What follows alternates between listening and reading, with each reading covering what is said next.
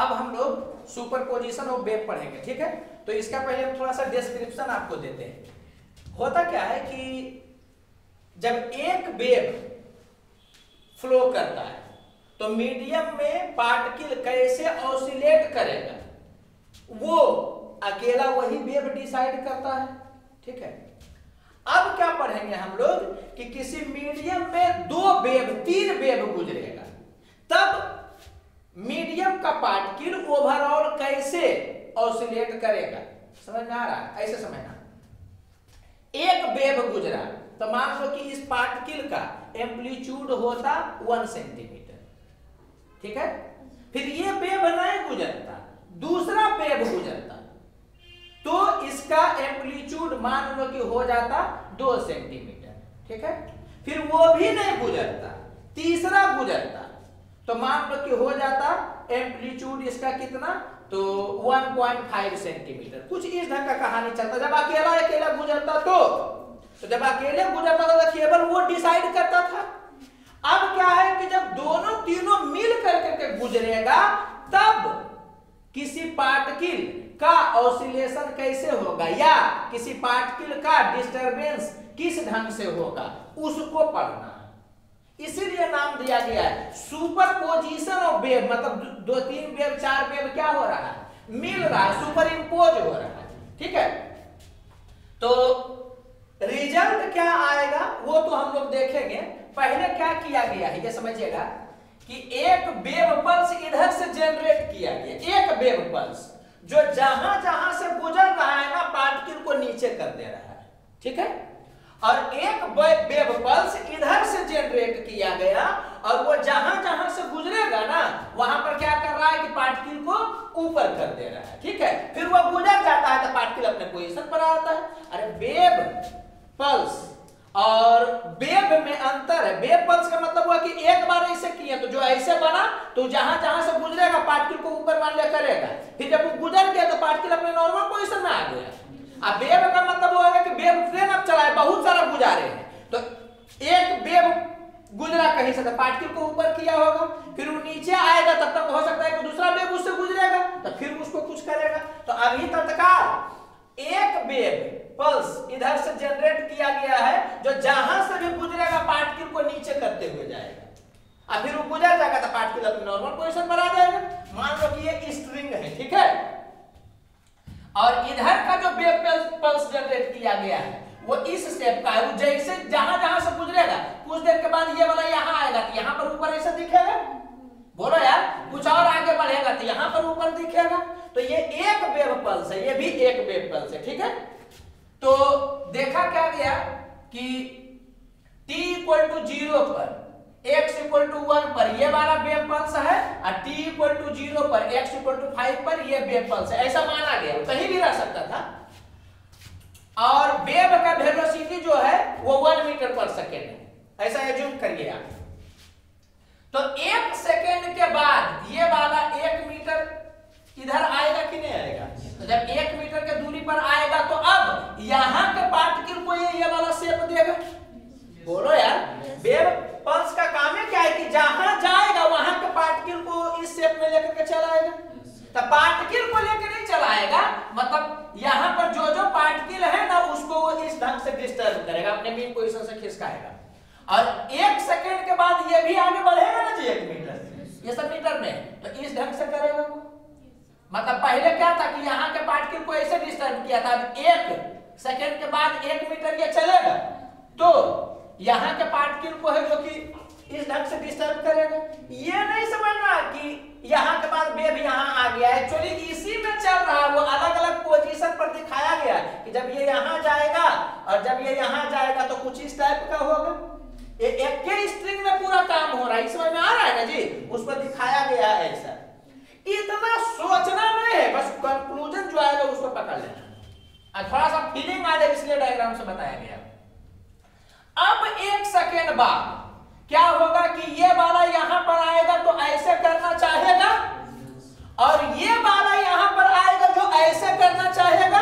और अभी ये माना गया है कि दोनों का एम्पलीट्यूड क्या है, सेम है।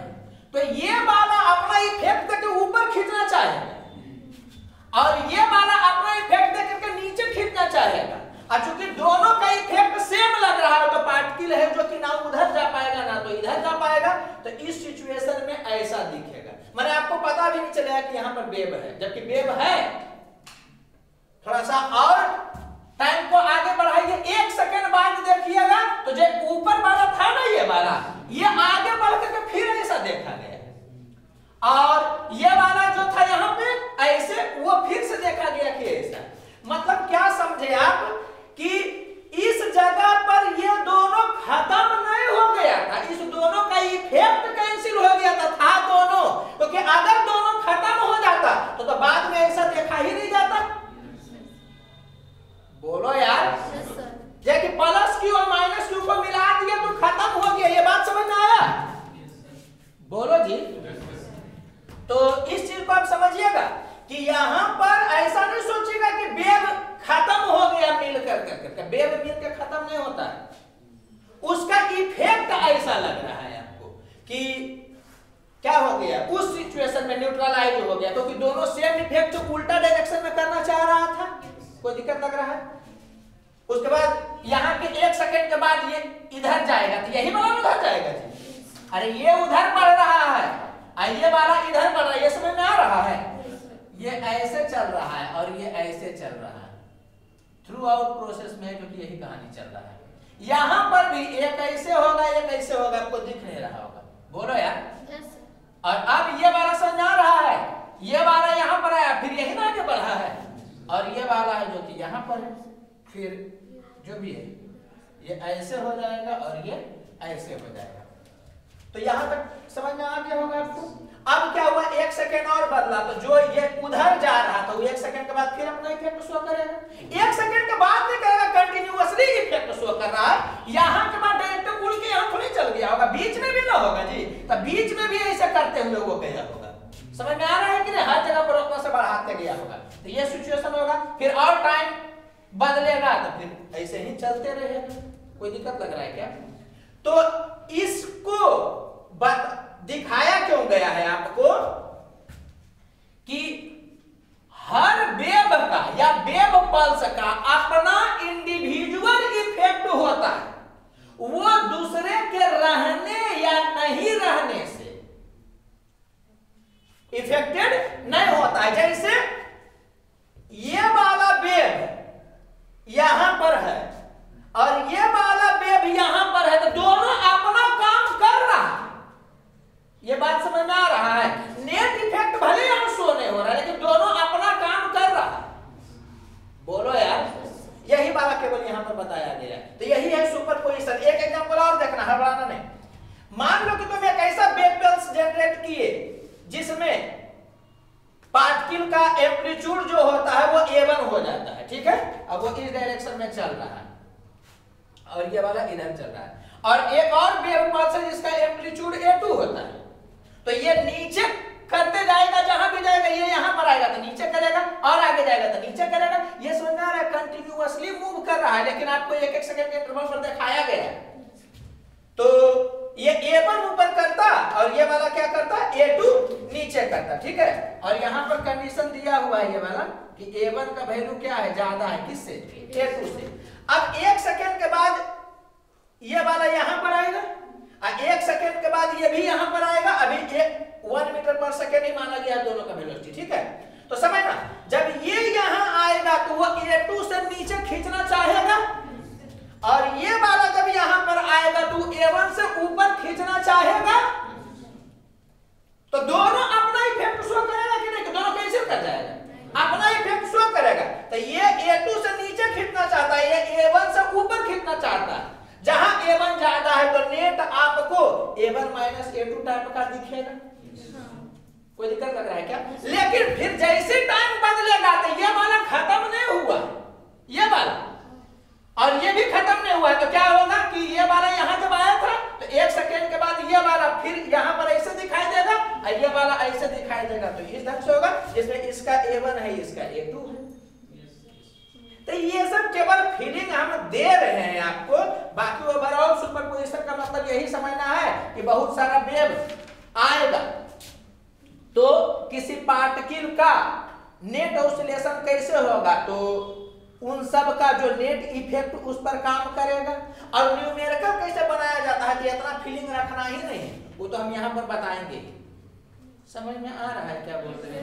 ये इसलिए बताया जाता है कि मान लो कभी डायग्राम दे दे तो आपको समझ जाना है कि अगर आएगा कहीं पर भी तो क्या होगा कि दोनों का नेट इफेक्ट है जो कि वहां पर देखेंगे। बोलो जी। हम तो यहाँ इस डायग्राम को बनाए इस पार्ट को थोड़ा सा इलेबोरेट करने के लिए, क्योंकि आईआईटी इस पर एक बार क्वेश्चन पूछा है, बाकी ना तो नीट में पूछा ना तो जेईई में पूछा होगा, तो पूछेगा जरूर, लेकिन खैर अभी इसको रहने दो। ये समझिएगा, हो सकता है कि कोई वेव पल्स इधर रहता है A1 से और इधर ऊपरे रहता है A2 से, तो समझ आ रहा है कि नहीं? तो ये समझ आया कि जब दोनों मिलता तो क्या होता है, A1 प्लस A2 कर देता। मान लो कि दोनों ऐसे रहता, तो ये क्या बोल रहा है कि जैसे जैसे चलेगा नीचे करेगा, और ये भी बोल रहा है कि जैसे चलेगा नीचे करेगा, तो दोनों मिलता था A1 प्लस A2 से नीचे कर देता। तो डायग्राम देगा तब इसका जरूरत है, डायग्राम नहीं देगा तो तुमको फेजर बता ही चुके हैं, कोई फीलिंग नहीं रखना, सीधे बना देना है, बन जाएगा। अरे बोलो यार। सुपरपोजिशन का सवाल हार्ड होता है, लेकिन हम लोगों के लिए एकदम नहीं होता है, एकदम कदुआ हो गया। कैसे? आप फेजर में उसको दिखाइएगा, बोलो यार। और नेट है तो कर दीजिएगा जैसे एसएम में करते थे। कोई दिक्कत लग रहा है क्या? देखो अगर तुमने एनसीईआरटी में बड़ा लंबा चौड़ा इक्वेशन ला करके दिया है, विदाउट फेजर बनाया है, समझ आ रहा है कि नहीं? हम लोग फेजर से करेंगे तो एकदम आसान लगेगा।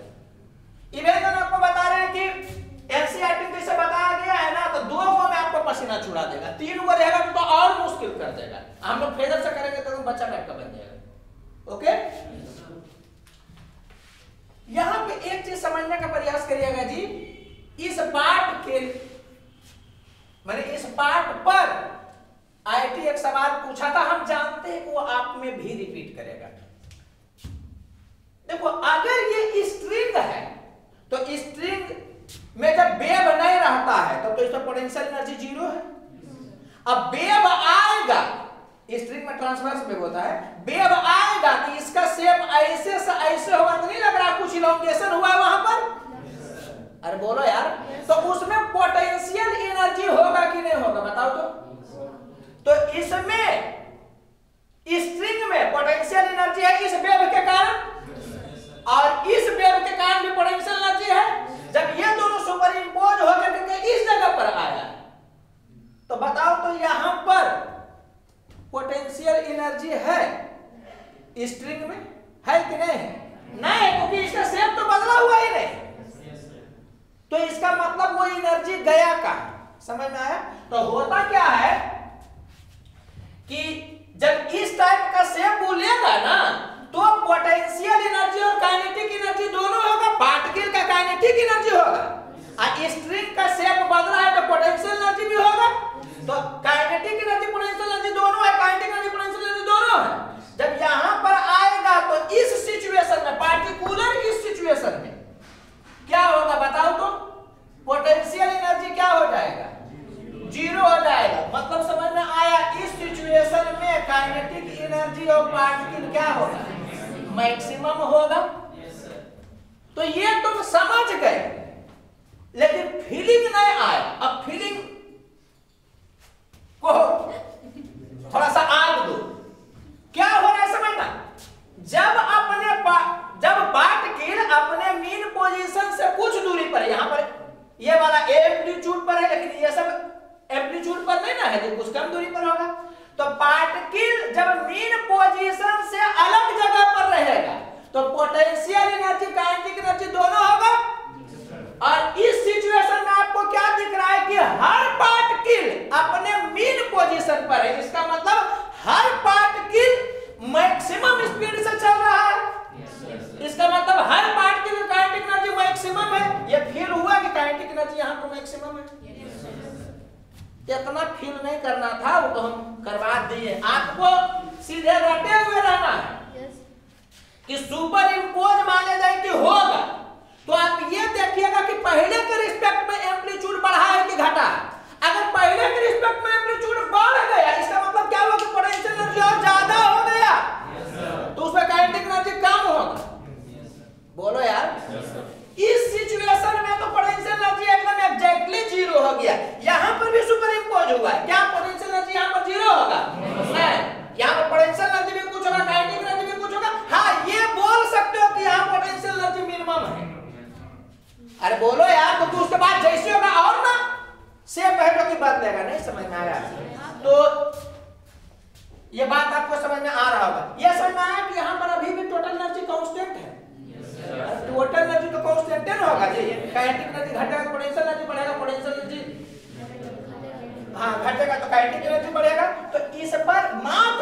बार आईआईटी सवाल पूछा है जो आप में भी आ सकता है, जो बच्चा जान रहा है वो डील कर लेगा। देखो ये एनसीईआरटी में चर्चा किया, इसका नहीं, एनसीईआरटी में इस एग्जांपल को चर्चा में किया है, लेकिन इस पोर्शन पर वो सवाल ने डिस्क्राइब किया या इस पोर्शन के बारे में कुछ बहुत चर्चा नहीं किया, सीधे बोला है कि दोनों का इफेक्ट कैंसिल हो गया। तो एनर्जी से रिलेट करके उससे पूछा जा सकता है।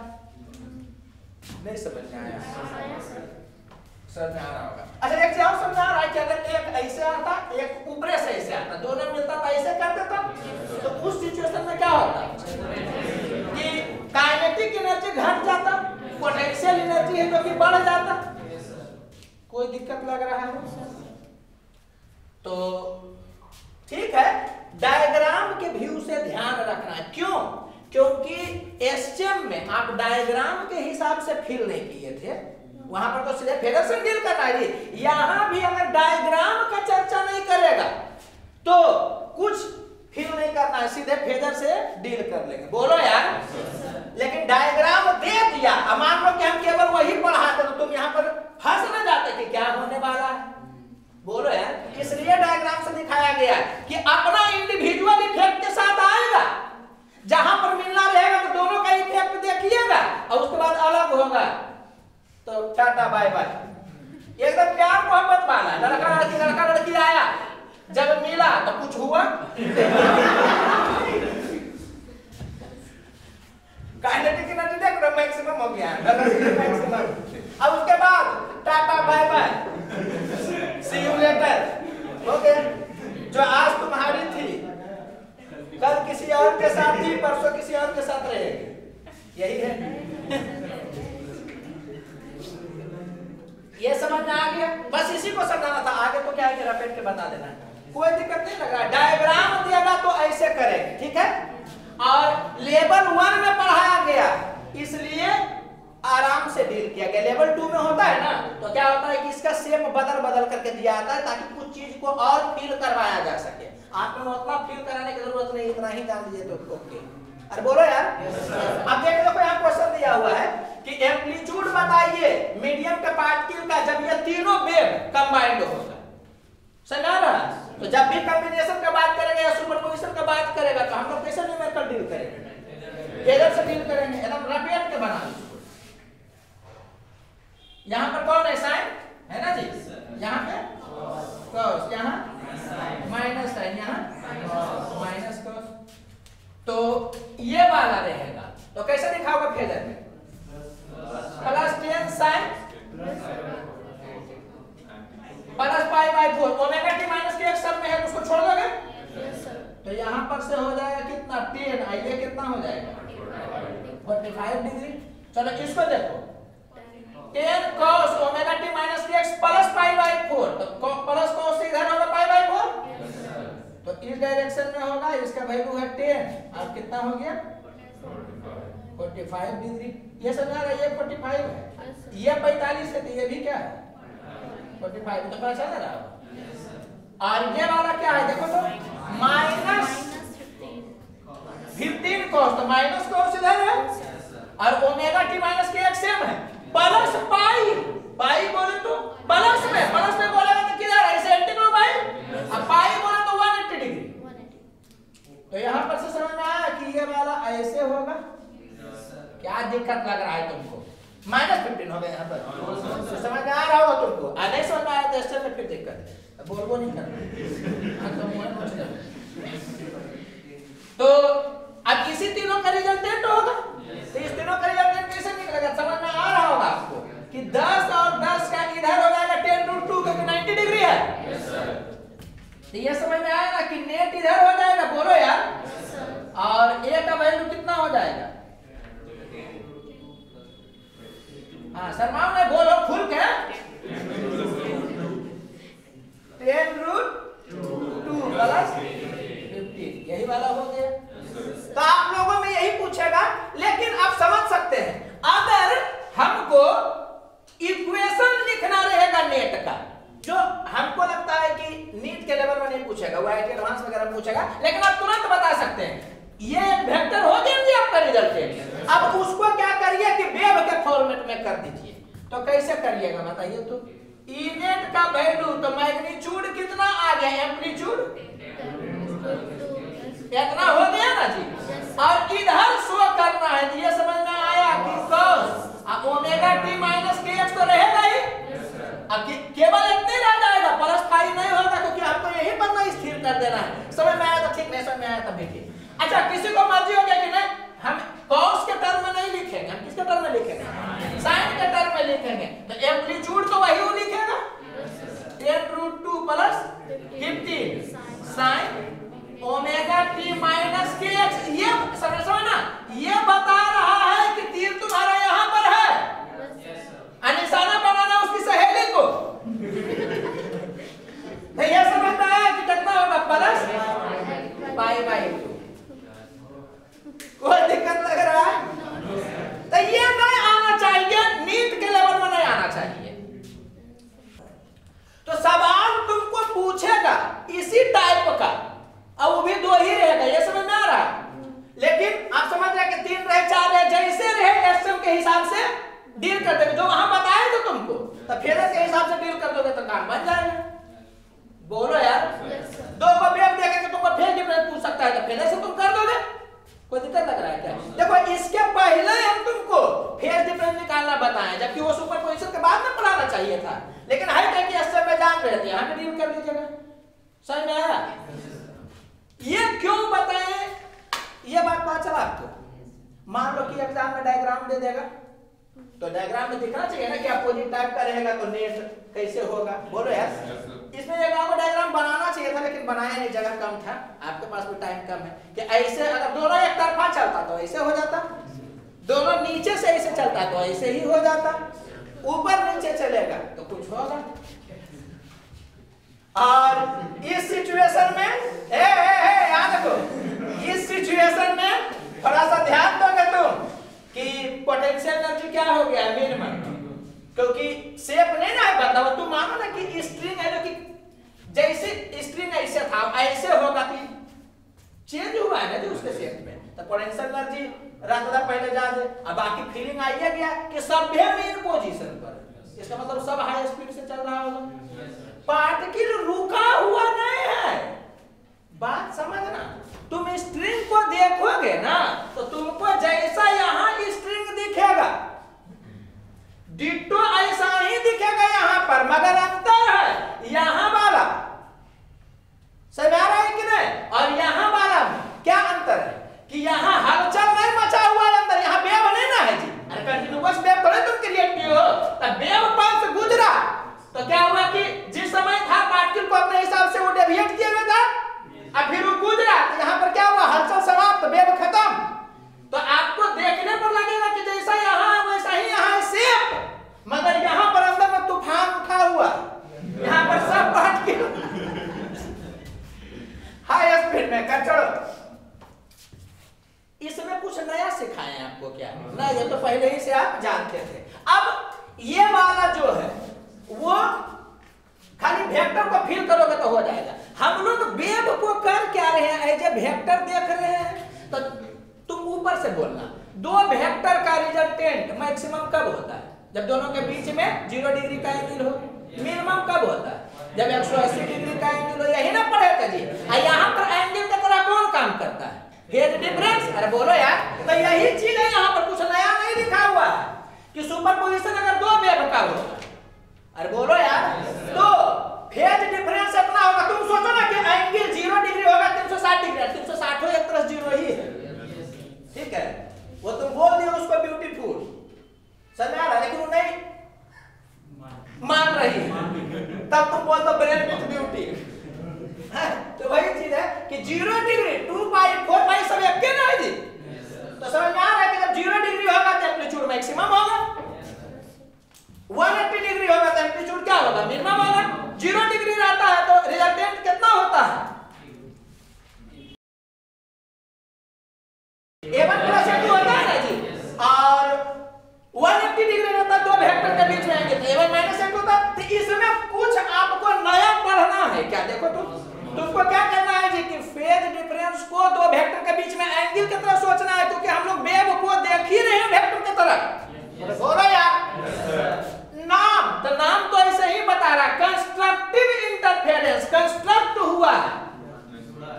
मतलब क्या हुआ? हाँ, कि सपोर्ट हुआ।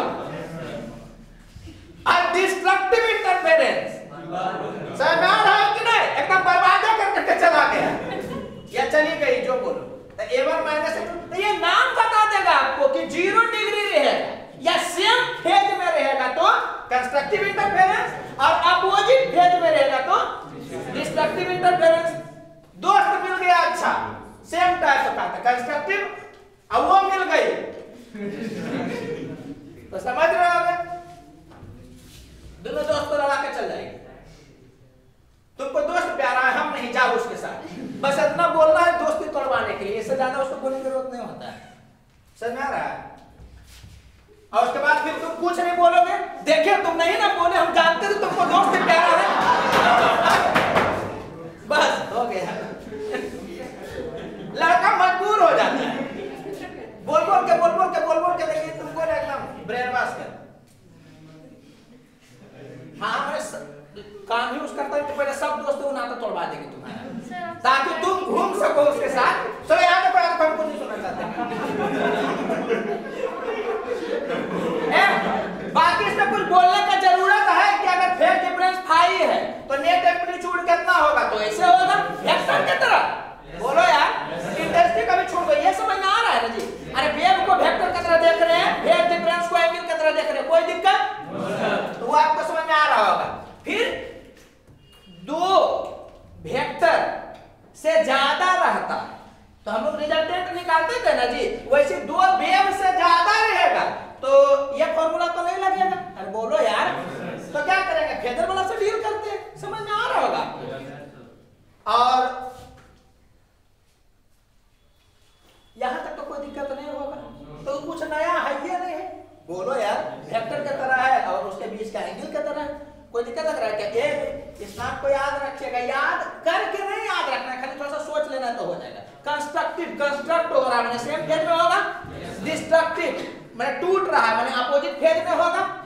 बोलो यार, सीधे बच्चा जब क्वेश्चन पूछेगा डिस्ट्रक्टिव इंटरफेरेंस कब होता है? जब फेज डिफरेंस, तो आपने बोले फेज डिफरेंस मैंने एंगल सोच रहा तो 180 डिग्री। अरे बोलो, ठीक है, अच्छा है, बिना सोचे समझे इसको रपेट के रख जाओगे, एकदम रपेट के, जैसे मेरे मुंह से निकला वैसे तुम्हारे मुंह से निकलना चाहिए। Intensity 2 pi square nu square rho भी ए स्क्वायर, सोचे नहीं ना, सोचे वैसे तुम भी इसको बोलोगे।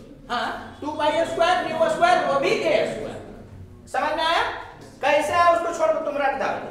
जहां ए क्या है? एम्पलीट्यूड, भी वेलोसिटी ऑफ वेव, रो है जो कि डेंसिटी है मीडियम का, न्यू है जो कि फ्रीक्वेंसी है, ठीक है? तो यहां से एक चीज याद रखना है, कभी तुम्हारा पीछा नहीं छोड़ेगा, वेव ऑप्टिक्स तक में नहीं छोड़ेगा पीछा। इंटेंसिटी प्रोपोर्शनल होता है किसके? Amplitude square. एक बार फिर से, इंटेंसिटी बराबर नहीं होता है एम्पलीट्यूड के स्क्वायर के, इंटेंसिटी प्रोपोर्शनल होता है एम्पलीट्यूड के स्क्वायर के। समझ में आया? Yes sir. तो ये ध्यान रखिएगा कि इंटेंसिटी को वैल्यू कितना होता है, रपेट के रखना है, चाहे वो साउंड का हो चाहे स्ट्रिंग का हो, सब में यही चलेगा, ठीक है? अच्छा, पावर, तो पावर का फॉर्मूला ऐसे याद रखता है लोग। यहाँ पर तो ए एम्पलीट्यूड बताया गया, इसे मॉडर्न में पढ़ाया जाता है ना, पी का वैल्यू आई है, नहीं बोलता पी कर आई, ऐसा नहीं बोलती है, बीबी झाड़ू पे खड़ा रहेगी, पी कर आइएगा तो लगेगा। तो याद आप कर सकते हैं पी इक्वल टू आई है, जहां पर ए क्रॉस सेक्शनल एरिया होता है, तो ये रख सकते हैं पी कर आई है या पी इक्वल टू आई है, तो पावर का वैल्यू आई इंटू क्रॉस सेक्शनल एरिया, ए का है नहीं लिखा क्योंकि ए से एम्पलीट्यूड है। बोलो यार, तो कोई दिक्कत नहीं लग रहा होगा। अच्छा, एक चीज समझना जी, समझना, अगर स्ट्रिंग में पावर तुम निकालोगे तो इतना into cross sectional area power निकालोगे स्ट्रिंग में, तो इंटेंसिटी फॉर्मूला तो यही रहेगा जी, चाहे वो स्ट्रिंग हो चाहे साउंड हो। अरे बोलो यार, चाहे वो ट्रांसवर्स वेव हो चाहे लॉन्गिट्यूडिनल वेव हो, बोलो, तो इंटेंसिटी फॉर्मूला यही रहेगा। पावर निकालिएगा तो साउंड रहेगा तो एरिया से मल्टीप्लाई करिएगा, स्ट्रिंग रहेगा तब भी क्रॉस सेक्शनल एरिया से मल्टीप्लाई करिएगा। हम बस इसमें इंटरेस्टेड है कि क्रॉस सेक्शनल एरिया से मल्टीप्लाई करिएगा। तो रो इनटू क्रॉस सेक्शनल एरिया बोले तो मान लो एस, तो रो इनटू एस म्यू होता है ना, तो समझ में आया कि पावर का फॉर्मूला बन जाएगा स्ट्रिंग के केस में 2 pi square nu square mu भी ए स्क्वायर। हम उसको रटने नहीं बोल रहे हैं, हम बस ये बोलना चाह रहे हैं आपको कि बच्चा बहुत सारा सोच लेता है ना कि साउंड वाला में रो हो गया तो स्ट्रिंग वाला में म्यू हो जाएगा, वैसा हो जाएगा नहीं। अगर इंटेंसिटी पूछेगा स्ट्रिंग में तब भी यही फॉर्मूला होगा, ये समझ में आया। और अगर म्यू के टर्म में लिखना रहेगा तो म्यू का वैल्यू रो इंटू एस होता है। बोलो यार, तो रो के यहाँ पर म्यू बाई एस करके मारोगे, नहीं समझ में आया हम क्या बोले। ये फॉर्मूला किसका है पहले ये बताओ, साउंड का है कि स्ट्रिंग का? देखिए कर ये साउंड का ही, दोनों का ना है। और ये भी फॉर्मूला दोनों का, ये समझ में आ रहा। हम ये बोल रहे हैं कि तुमसे स्ट्रिंग वाला पूछेगा ना तो ज्यादा चांस है कि वो रो नहीं देगा, म्यू देगा। तो रो के जगह पर म्यू नहीं मार दोगे तुम, समझ में आया। तुम रो के जगह पर म्यू अगर लिखना चाहोगे तो उस रिलेशन के म्यू का वैल्यू रो इनटू एस होता है, इसीलिए उसको लपेट करके रखवाए थे क्योंकि उसका बहुत ज्यादा यूज होता। बोलो यार, तो ये समझ में आया कि अगर इंटेंसिटी पूछेगा म्यू देगा तो यहां पर म्यू बाई एस हो जाएगा, नहीं समझ में आया। बोलो यार, अब अगर पावर पूछेगा तो पहले लिखिएगा इतना इंटू एस और रो इंटू एस जो कि म्यू बन जाएगा। और बोलो, तो ये वाला भी एकदम रटे हुए रहना, कोई दिक्कत लग रहा है क्या? बिना सोचे समझे कहां से आया कैसे आया तुम इसको रट जाओगे। बोलो यार, तो डेरिवेशन का कोई यूज नहीं तुम्हें। अब इस बात को समझिएगा जी, इस चीज को एकदम रियल के रटिएगा। रियल के रटने का मतलब क्या है कि बिना सोचे समझे रपेट के आया है यहीं से ये वाला, लेकिन वो सब सोचना नहीं है। जैसे दो वेक्टर का रिजल्टेंट होता है ना कि under root a one square plus a two square plus 2a into cos theta, यहां थीटा क्या पर फाई है, तो इसको हम नहीं समझा रहे हैं। इंटेंसिटी आप रखिएगा, इंटेंसिटी का दो तीन फॉर्मेट है, तुम रियल का रखिएगा।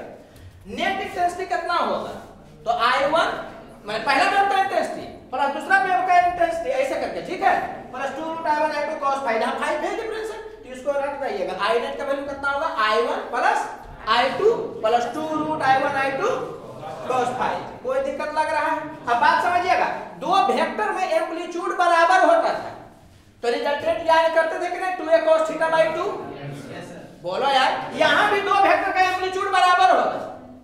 अब एंगल होगा जो कि मान लो फाई है तो 2a cos फाई बाई 2 करोगे कि नहीं एम्पलीट्यूड के केस में। तो इंटेंसिटी के केस में जब I1 और I2 का वैल्यू बराबर होगा ना तो इससे भी निकाल सकते हैं, लेकिन निकालना नहीं है। आप क्या करिए, उसका शॉर्ट फॉर्मेट याद रखिएगा कि समझ है। तो दोनों का वैल्यू अगर कितना होगा, सेम होगा, जिसको मान लिए कि I0 है, ठीक है, तो वो किसके बराबर हो जाएगा, 4I0 cos square phi by 2 के बराबर। अरे बोलो यार, कोई दिक्कत लग रहा है इसमें? तो याद रखिएगा। बाकी यहाँ पर क्या बताया गया है कि फेज डिफरेंस 0 होगा तो समझना, वहां मत देखना। जब भी फेज डिफरेंस 0 मतलब सेम फेज में है या एंगल 0 है उसके बीच में, ऐसा समझो, तो एम्पलीट्यूड मैक्सिमम होगा तो कितना होगा, तो a1 प्लस a2। तो इंटेंसिटी कितना होगा, तो उस समय में इंटेंसिटी मैक्सिमम होगा। 0 डिग्री फेज डिफरेंस में एम्पलीट्यूड भी मैक्सिमम होगा, इंटेंसिटी भी मैक्सिमम होगा।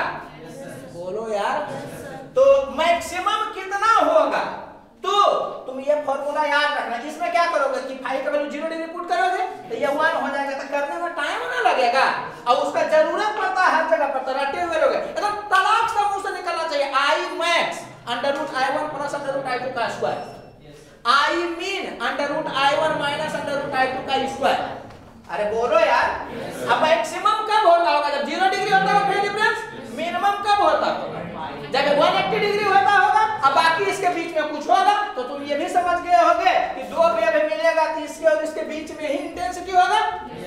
एम्पलीट्यूड किसके बीच में होगा, तो a1 माइनस a2 से a1 प्लस a2 के बीच में होगा। एम्पलीट्यूड तो सीधे वेक्टर है। इंटेंसिटी में क्या है कि आपको ध्यान रखना है, तो क्या क्या रट गए, general format I equal to I1 plus I2 plus 2 root I1 I2 cos phi.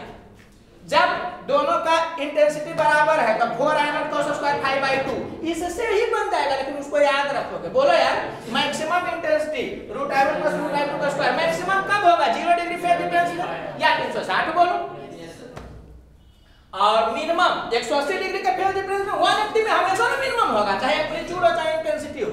किसके बराबर होगा, root I1 minus root I2 का स्क्वायर।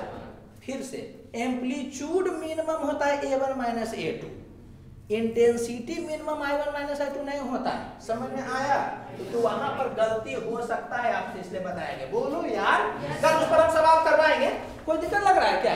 अच्छा एक चीज थोड़ा सा, I max by I mean, तो आई मैक्स की जगह पर होगा ये और आई मीन की जगह पर होगा ये वाला। तो यहाँ तक तो कोई दिक्कत नहीं लग रहा होगा। अब यहाँ समझिएगा जी, आई जो होता है वो प्रोपोर्शनल है a1 स्क्वायर के, तो i1 के जगह पर क्या लिखिएगा? a1 square. नहीं, यही हम बोलना चाह रहे हैं, i1 के जगह पर लिखाएगा constant into a1 square, i2 के जगह पर लिखाएगा कांस्टेंट इनटू a2 स्क्वायर। अब ऐसे करिएगा तो कांस्टेंट कट करके ये वाला आ जाता है। तो आप ये ऊपर ऊपर बोलिएगा कि i के जगह पर a1 स्क्वायर टाइप का, i1 के जगह पर a1 स्क्वायर लिखाइए नहीं गया, वो चूंकि रेशियो है तो कट गया। तुम इसको थोड़ी कर दोगे root i1 plus root i2 का स्क्वायर, तो a1 प्लस a2 का स्क्वायर तुम कर दोगे, तुम नहीं कर सकते हो। बात समझ में आया? तो ये चीज बिना सोचे समझे लपेट कर हट जाना है। खाली यही ध्यान रखना कि मैक्सिमम कब होगा 0 डिग्री पर, मिनिमम कब होगा 180 डिग्री पर। बोलो यार, और एम्पलीट्यूड का पता ही है। एम्पलीट्यूड के बारे में बोलेगा तुम्हारे दिमाग में क्या चलेगा? वेक्टर। बोलो यार, इंटेंसिटी में ज्यादा फीलिंग नहीं लेना है, लपेट कर हट जाना, ठीक है? बोलो यार। अच्छा तुम डायरेक्ट भी और भी रख सकते हो, माने इसी से आया है, आई नेट का वैल्यू अगर बराबर रहेगा तो 4 i0 cos स्क्वायर 5/2। अब मान लो 5 का वैल्यू 0 है, तो 0 होगा तो 0 हो गया तो 1 ना हो गया जी, तो 4 i0 हो गया। इसका भी बहुत ज्यादा बड़ा तेजी में जरूरत पड़ता है जी, इस स्पेशल केस का, कि i1 i2 बराबर है, जिसका वैल्यू कितना है i0, अब i का वैल्यू कितना है 0। बोलो यार, तो इस सिचुएशन में i का वैल्यू कितना होता है 4 i0। किसका जरूरत होता है कि तुम इसको तेजी में करोगे ना तो अगला स्टेप में डील कर लोगे, अदरवाइज यहीं तुम उलझते रह जाओगे। कोई दिक्कत लग रहा है? घर पर एक बार पढ़िएगा, समझ में आ जाएगा, ठीक है?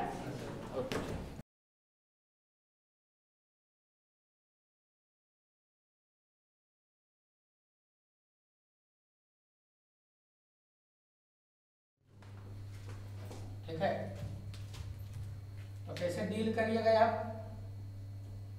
एम्पलीट्यूड कह रहा है निकालने के लिए, तो सबसे पहले तो आपको फेज डिफरेंस कहेगा निकालने के लिए, तो उसके लिए हम लोग किसका सहारा लेंगे?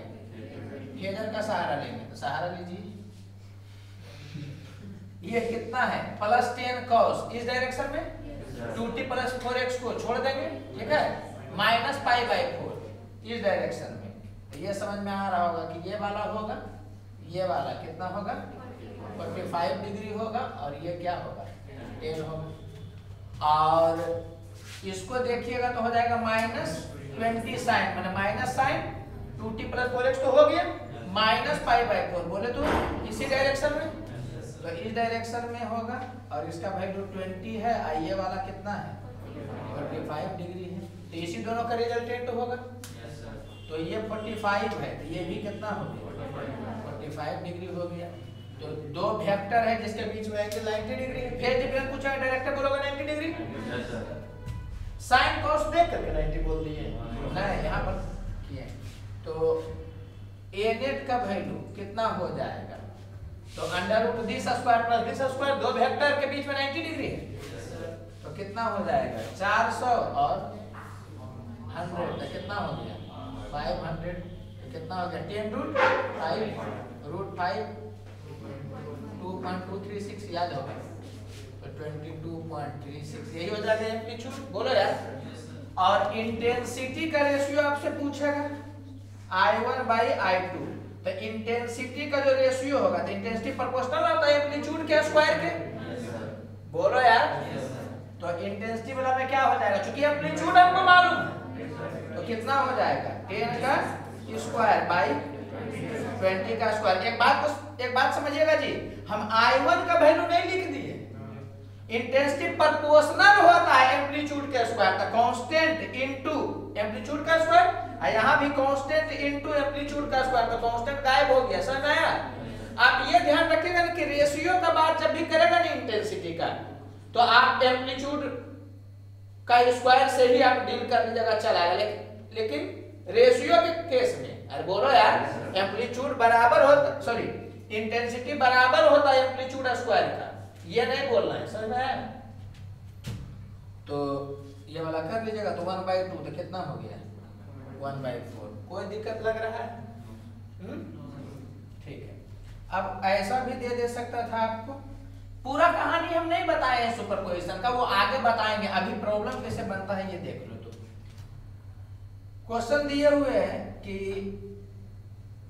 10 cos ओमेगा टी माइनस के एक्स प्लस 5 कुछ ऐसा दिया है। ये दिया हुआ है कुछ भी 20 cos ओमेगा टी माइनस के एक्स प्लस 5। तो आपको ये भी पूछ सकता है कि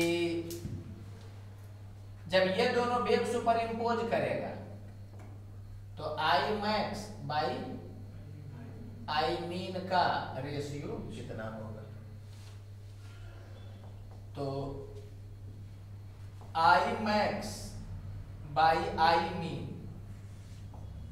तो आपको पढ़ाए ही थे कि एक फॉर्मूला क्या होता है, root I1 plus root I2 का स्क्वायर आई मैक्स वाला, और यहाँ पर कितना हो जाएगा root I1 minus root I2 का स्क्वायर। तो अगर इंटेंसिटी का डाटा देगा तो इसमें पुट कर देंगे, बोलो जी। लेकिन अगर इंटेंसिटी का डाटा नहीं देगा तो एम्पलीट्यूड वाला का सहारा लेंगे। तो आपको याद होगा कि हो जाता है 10 प्लस कितना हो जाएगा 20, यहाँ माइनस 20 में तो यहाँ 20 ये होता है, इसमें आ रहा है ना, बाई ये वाला हो जाएगा 10 माइनस 20 का स्क्वायर, ओवरऑल स्क्वायर हो गया। इसको कर लीजिएगा यार, कितना हो गया देख लीजिए। ये 30 हो गया, ये 10 हो गया, 3 हो गया तो 9 हो गया। कोई दिक्कत लग रहा है, बोलो।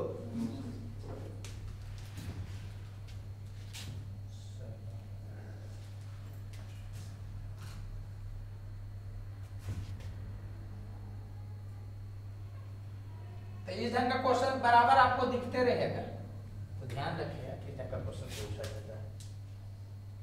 ठीक है, और भी कुछ क्वेश्चन दे सकता था कि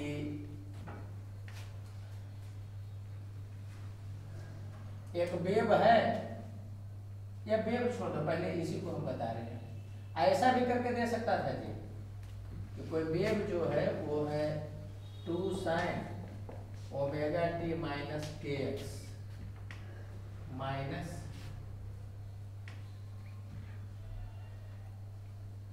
3 sin ओमेगा टी माइनस के एक्स माइनस पाई बाई 2, और एक जो है वो है 4 cos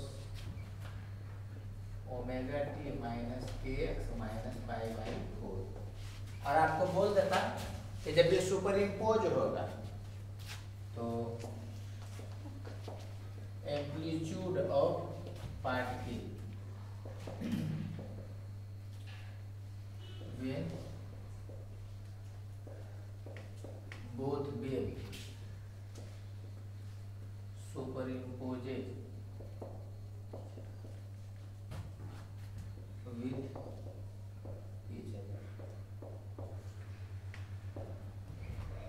तो कैसे डील करिएगा, जैसे सुपरपोजिशन का बात किया था आप फेजर का सहारा लीजिएगा।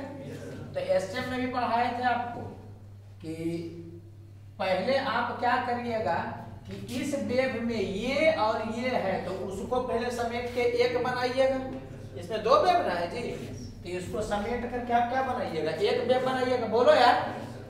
तो इसको देखोगे तो कितना है 2 sin ओमेगा टी माइनस के एक्स, मतलब ये वाला हो जाएगा इस डायरेक्शन में 2 होगा ना, और इसको देखोगे तो माइनस साइन, अब वो वाला करोगे तो माइनस साइन बोले तो यहाँ पर ओमेगा टी माइनस के एक्स को छोड़ ही दोगे, माइनस पाई बाई 2 माने यहाँ आ जाएगा, बोलो यार।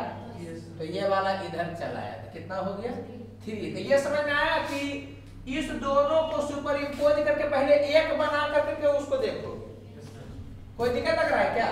तो ये दोनों दिखेगा ही नहीं, इस दोनों का जो रिजल्टेंट होगा जो भी होगा तो कितना हो जाएगा under root d square plus d square, तो हो जाएगा रूट 30। तो अब इसको समेट के देख लिए तो ये वाला, तो हमको इसके बारे में नहीं पूछ रहा है, इस दोनों के बारे में पूछ रहा है। अगर ये नहीं देता, केवल वो देता, तब तो उसको कर करके बताते कि यही वाला हो जाएगा।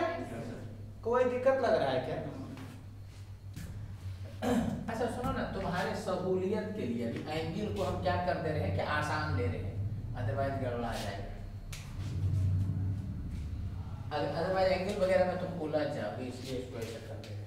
वहाँ 2 कर दिए, ठीक है, ये 2 है और ये वाला कितना हो गया 2√2 हो गया। ये वाला एंगल कितना हो जाएगा 45 डिग्री। ये 2 है, ये 2 है, तो दोनों का रिजल्टेंट ये हो गया। अरे वहाँ 3 इसलिए हटा दिया ना, क्योंकि जो रिजल्टेंट आया था, अब फिर इसको दिखाओगे तो जो आएगा तो उस दोनों के बीच में एंगल थोड़ा सा और टाइप का हो जाएगा। तो हमको कंसेप्ट समझाना है, बाकी डील तो किया ही जा सकता था। तो ये समझ में आया ना कि कभी भी किसी में 2 देगा तो पहले समेट कर करके 1 बना दोगे। बोलो यार, अगर इसमें भी कुछ रहता 30 और कुछ और 30 रहता तो इसको भी समेट करके पहले फेजर में ही तुम 1 बना दो देते और उसके बाद उस दोनों का चर्चा करते। कोई दिक्कत लग रहा है क्या? कहोगे तो कर दे सकते हैं, कर दे क्या, इसमें भी कर दे कोई। अरे तुम समझ रहे हो, कुछ देता तो पहले समेटोगे, समझ में आ रहा है ना? चलो, और अब इसको देखो, कोई जरूरी नहीं था कि तुम इसको समेट करके देखोगे फिर इसको देखोगे तब आगे बढ़ोगे। तुम ऐसा भी कर सकते थे कि इसका वाला पूरा दिखा दिए, इसका वाला पूरा दिखा दिया, उसके बाद नेट लिए, लेकिन ज्यादा बेहतर यही माना जाता है कि उसको समेट करके एक कर दीजिए। चलो कुछ और आगे बताते हैं। इसको देखो तो, इसको देखोगे तो +4 cos यहां पर होगा ना जी, omega t minus kx minus π/4 बोले तो इस डायरेक्शन में, तो इसी डायरेक्शन में हो गया वो वाला। इसमें भी हम थोड़ा सा चेंजिंग कर रहे हैं जानबूझ करके, इधर हो गया तो समझ में आइए रहा होगा 2√2 अब +4 कर दिए थे, आ गया। तो थोड़ा सा चेंजिंग कर दे रहे हैं ताकि कुछ कुछ चीज सिखाया जा सके। यहाँ प्लस रहता तो यहाँ से इस डायरेक्शन में आता तो ये वाला होता कितना 4 होता। अच्छा ये 45 है, ये भी 45 है, तो समझ में आ रहा होगा, ये 45 है, ये 45 है। इसमें तो क्वेश्चन के हिसाब से ये वाला है कितना 45 डिग्री। बात समझिएगा।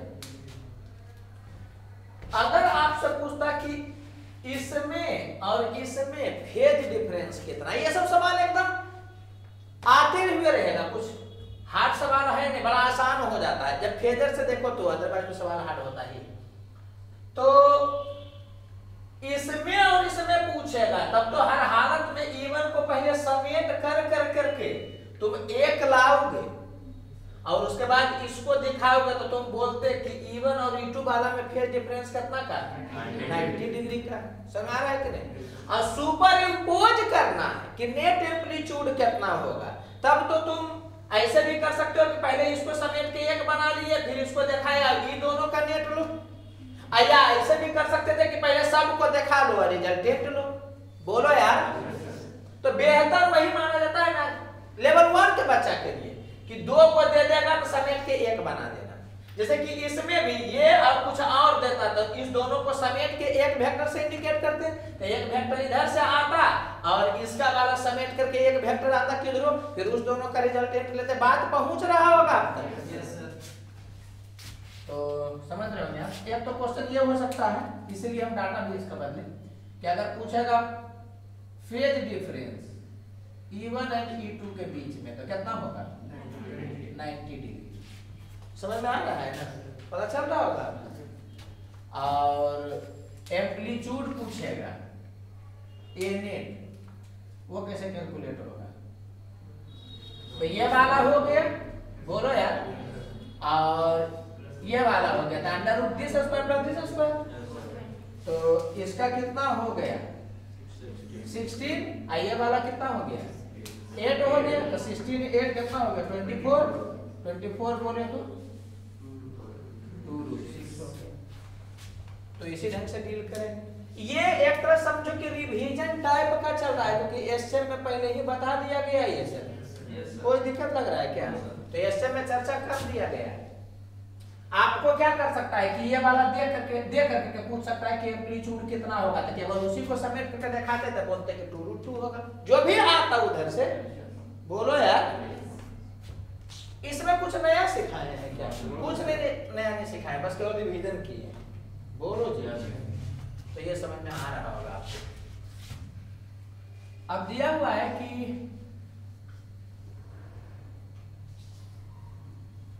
एक वेव है,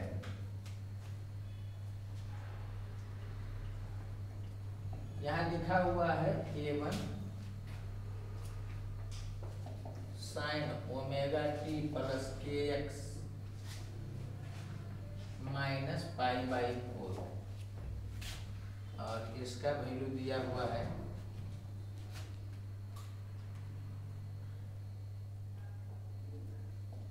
A2 cos omega t minus kx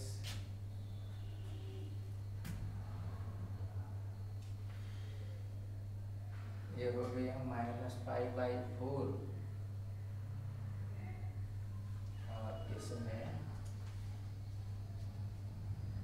ऐसा कर देंगे प्लस π/4, इस ढंग से कर दीजिए।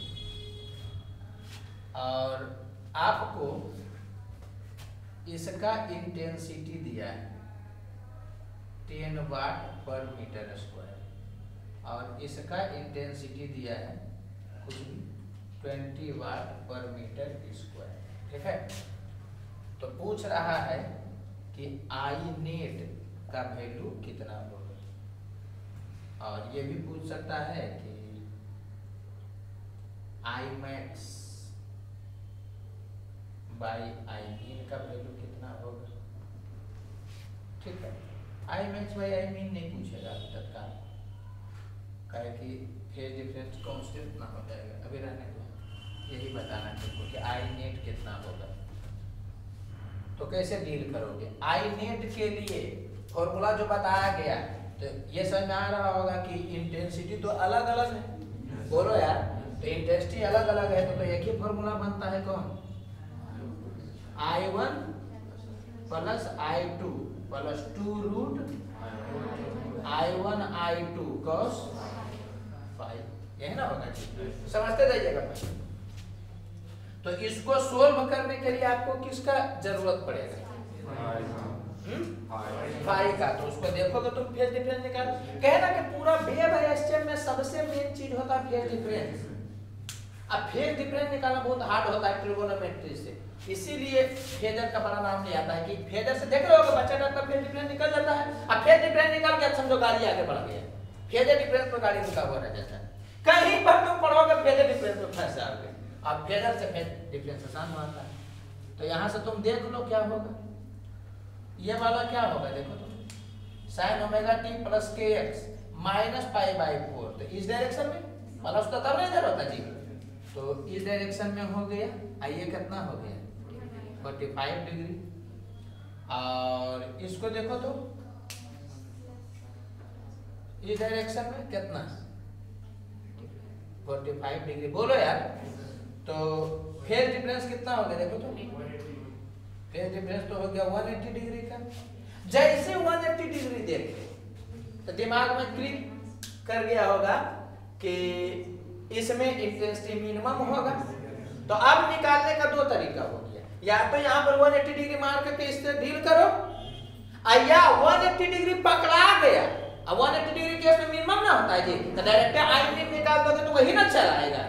तुम करके देखो वही आएगा। तो जानबूझ करके ऐसा एग्जांपल ही सेट किए, तो कितना हो जाएगा 10 प्लस 20 प्लस 2, यहाँ कितना हो जाएगा 200, cos 180 डिग्री माइनस 1 हुआ ना जी। ये कितना हो गया 30 माइनस ये 10 तो बाहर हो जाएगा 20√2, यही ना होगा। बोलो यार, और ये तो जनरल मेथड हो गया। और इधर से तुमको क्या पता चल गया कि फाई है जो कि 180 डिग्री, ये क्या बता रहा है कि आई क्या होगा मिनिमम होगा। बोलो यार, कोई दिक्कत लग रहा है क्या? एंड आई मिनिमम का वैल्यू किसके बराबर हो जाएगा? अंडर रूट I1 जो भी करोगे माइनस अंडर रूट I2 का स्क्वायर। तुम कर करके देख लेना, यही वाला रिजल्ट आ जाएगा 30 माइनस 20 रूट 2। तुम करके देख लेना, वही चलाएगा। देखो ना ये वाला कितना हो जाएगा 10 और ये हो जाएगा प्लस 20, तो ओवरऑल 30 हो गया माइनस 2 a इंटू बी करके देखोगे तो वही चलाएगा। एक चीज समझना, अगर जो यहाँ पर हम फेज डिफरेंस कैलकुलेट करते हैं 60 डिग्री आएगा तब भी आई मीन निकाल देते, तब आई मीन नहीं निकालते। बात समझ में आ रहा है ना जी? यहाँ 180 डिग्री आ गया तब हम समझ जाएंगे कि आई मिनिमम होगा इस केस में, तो डायरेक्ट आई मिनिमम का फॉर्मूला मार देंगे तो रिजल्ट चला आता। हाँ अगर जो यहाँ पर 0 180 छोड़ करके बाकी कुछ रहता 60 रहता 90 रहता 30 रहता 60 कुछ भी 45 रहता, तब हम लोग नॉर्मल फॉर्मूला से डील करते। बोलो यार, एम्पलीट्यूड अगर बराबर हो जाएगा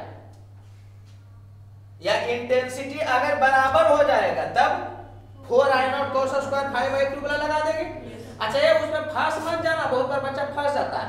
मान लो कि फेज डिफरेंस आ गया 30 डिग्री और तुम लगा दिए 4I0 cos square 30 degree by 2 तो cos 15 डिग्री। तुमको याद है नहीं, याद रहेगा तो अच्छा बात है, बेसिक ट्रिगोनोमेट्री में बताए हैं तो याद रखिएगा cos 15 डिग्री sin 15 डिग्री। बोलो यार, क्योंकि उस सब का भी जरूरत पड़ता है। नहीं समझ में आ रहा है? तुम ऐसे समझो ना कि दो वेक्टर है तुमको दे दिया 20 20 और उसके बीच का एंगल 30 डिग्री, तो रिजल्टेंट निकालोगे ना जी 2a cos θ/2, तो वहां से करोगे तो जाएगा 2a cos 15 डिग्री। वो याद नहीं रहेगा तब कैलकुलेट करोगे टाइम लग जाएगा। तो sin 15 डिग्री cos 15 डिग्री याद रखोगे, वो याद रहेगा, tan 15 डिग्री भी हो याद हो जाएगा।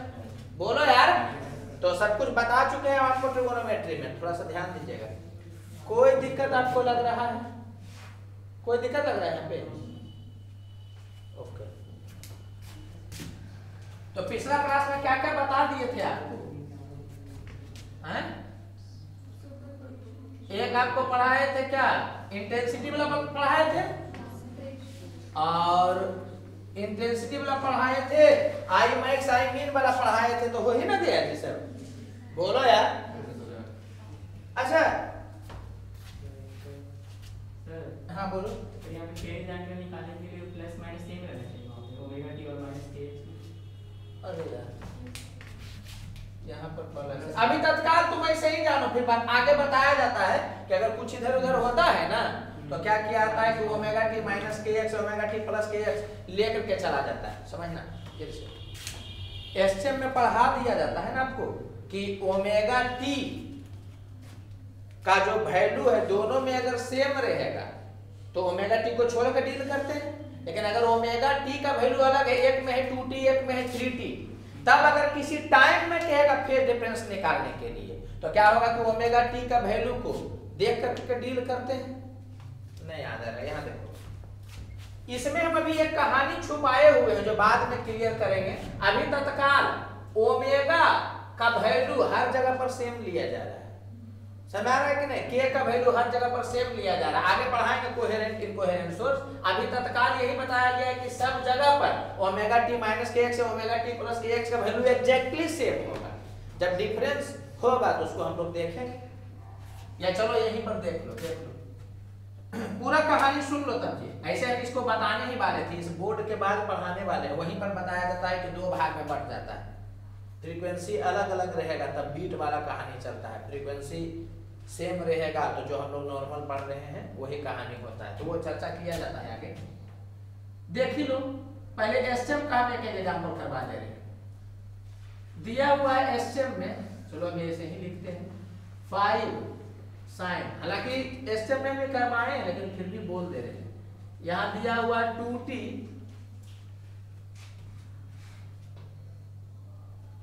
चलो अभी ना ही दिया हुआ है, और इसमें E2 का जो वैल्यू दिया हुआ है, ये एसएम का सवाल है, ठीक है?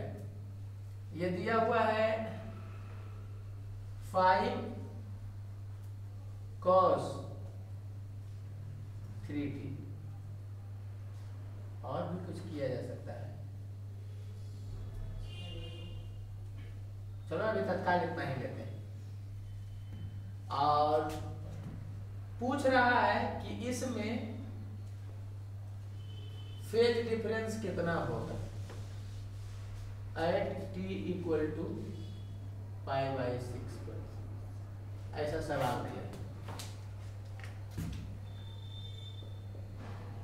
तो इसमें ओमेगा टी का वैल्यू सेम है क्या? ये अभी एसटीएम में पढ़ा रहे हैं, ठीक है। जैसा एसटीएम में होगा वैसा ही वेब में होगा, फेज डिफरेंस वगैरह के बारे में। तो इसमें ओमेगा टी का वैल्यू सेम है क्या? नहीं, केवल साइन में अंतर रहता है, तो माइनस कॉमन करके बना दिया जाता है। यहाँ पर तुम कुछ भी करोगे तो आएगा सेम, नहीं आएगा? अरे बोलो यार। तो इस सिचुएशन में फेज डिफरेंस निकालने कहेगा ना, तो आप ओमेगा टी के बारे में भी सोचिएगा, ठीक है। अरे बात पहुंच रहा है, क्या बोल रहे हैं? अगर ओमेगा टी का मैग्नीट्यूड सेम है, असाइन सेम है, तो ओमेगा टी को छोड़ देंगे। ओमेगा टी का मैग्नीट्यूड सेम है, असाइन अलग है, तो साइन सेम बनाएंगे, माइनस करके बताएंगे ना जी। अब क्या पढ़ रहे हैं? ओमेगा का वैल्यू ही अलग है, तो ओमेगा टी तो सेम नहीं ना हो सकता है।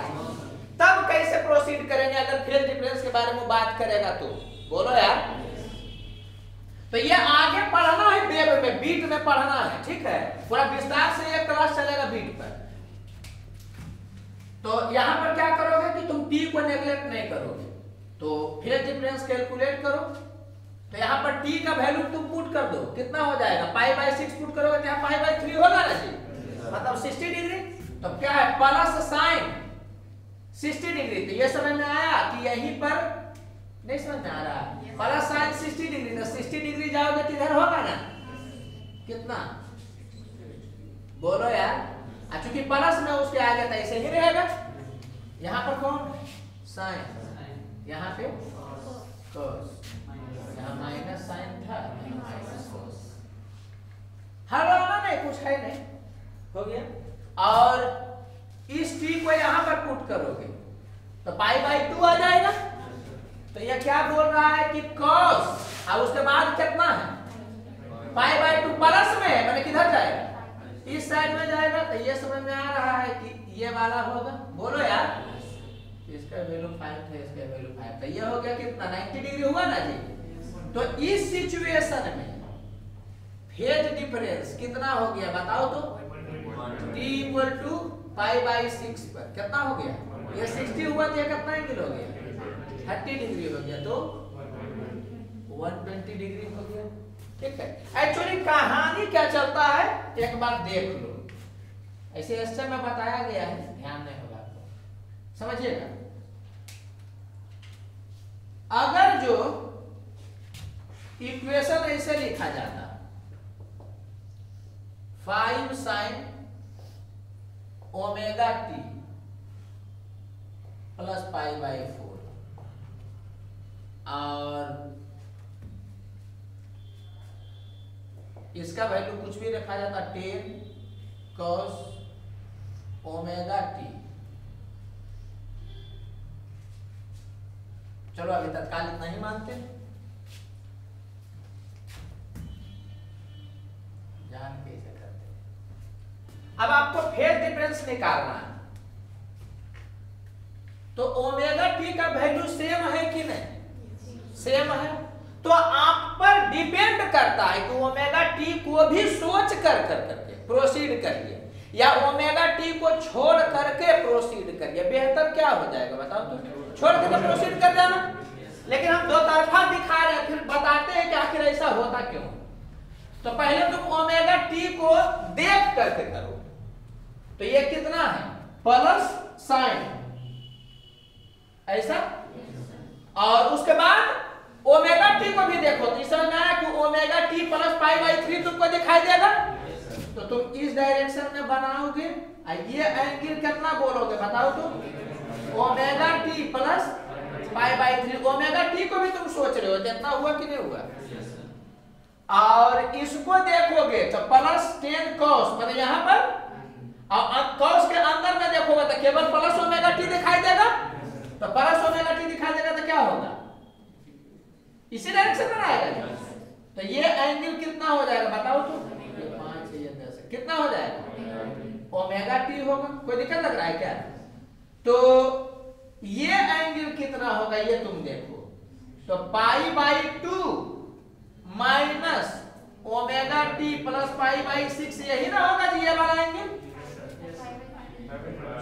पाई बाई 3, बोलो यार ये बनाएंगे 90 में से इसको घटा दो तो ये आ गया। तो फेज डिफरेंस कितना होगा ये देख लो, फेज डिफरेंस कितना होगा, दिस प्लस दिस, तो pi by 2 minus omega t minus pi by 3 हुआ ना जी, बोलो यार, और minus sorry plus omega T, ये बनाएंगे ये बनाएंगे, तो यहां से क्या हो गया, कट गया कि नहीं कट गया, तुम देख रहे हो कि कितना नौटंकी हो गया, ये वाला हो गया 60 डिग्री, ये हो गया 90 डिग्री, तो 30 डिग्री, तो ओमेगा टी को लेने से इतना नौटंकी हो गया।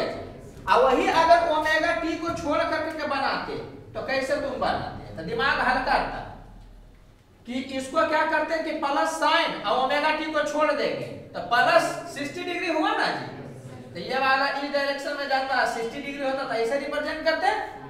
और इसको देखोगे तो प्लस कॉस ओमेगा टी, मतलब ओमेगा टी के बाद कुछ नहीं है, तो तुम डायरेक्ट इसको करते, बोलो यार, तो इसके बीच में जो कितना होता है 30 डिग्री, नहीं लग रहा है कि बहुत आसानी से हो जाता है, बोलो यार। तो ओमेगा टी का मैग्नीट्यूड और साइन सेम है, साइन तो सेम नहीं है तो मानना कि साइन सेम करके लिया जाएगा, बोलो यार। तो ओमेगा टी को छोड़ के बना देना ज्यादा बेहतर होता है जब फेज डिफरेंस निकालने का बात करेगा, तो समझ में आया।